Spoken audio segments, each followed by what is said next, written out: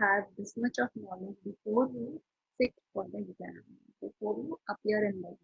Okay. So the odontoblastic layer is a single layer of cells. So remember, it is a single layer of cells, not multiple layers. But it appears in the histologic sections that the number of layers are many.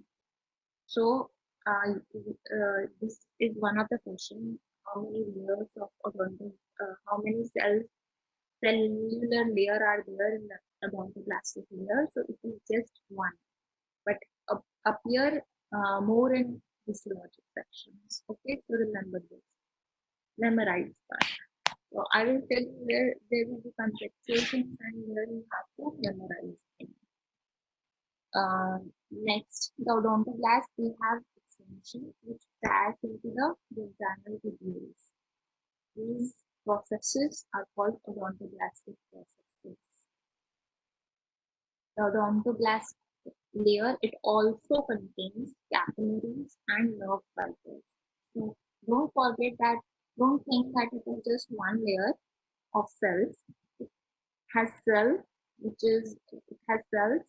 in one layer, plus it has capillaries and nerve fibers.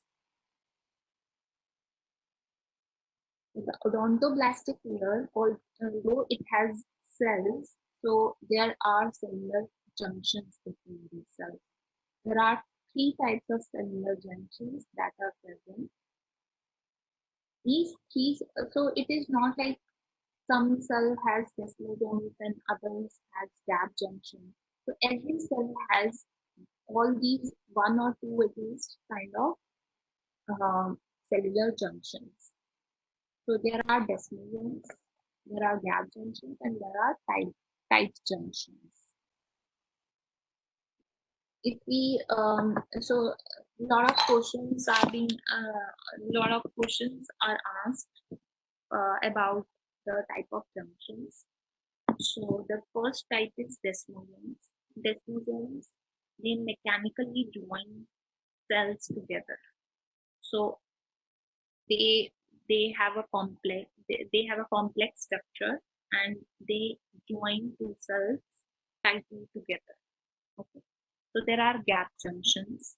Gap junctions, as the name suggests, has gaps. So it permits passage of signaling molecules between the odontoblast.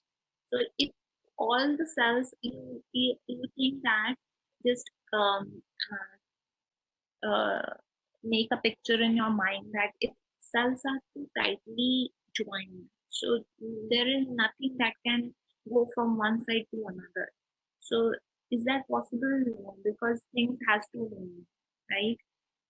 Like these gap junctions, they permit signaling molecules between odontoblasts, and this passage ensures synchronized activity between cells to form uniform dentin.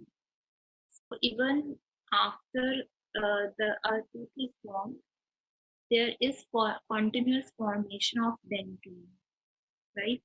So this formation of dentin requires signals from the pulp, and these signaling molecules, they move through these passages, gap junctions, and they allow a uniform dentin formation. Next type of junction are tight junctions. These tight junctions, they are the ones that restrict the movement of molecules and ions from the pulp to the odontoblast layer into the dentin.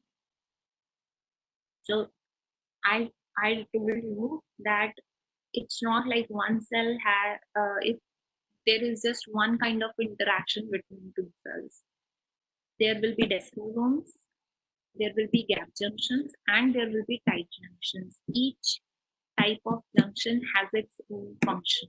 So what these tight junctions do is they restrict movement of any kind of molecules.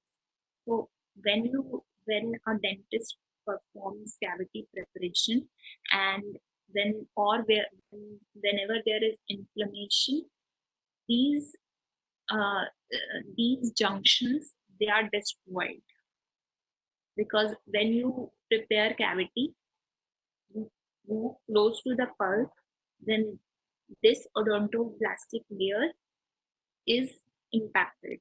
And what happens is these junctions, they become loose, they get destroyed, and the becomes permeability increases, and so there will be more access to irritants. And sometimes you see that patient comes after cavity preparation, after you do a cavity preparation, patient comes after 2 or 3 days and says that my tooth is sensitive, and you knew that the cavity was deep, and you tried to not injure the pulp, not go into the pulp, and you just remove, but your burr, it loosens the tight junction.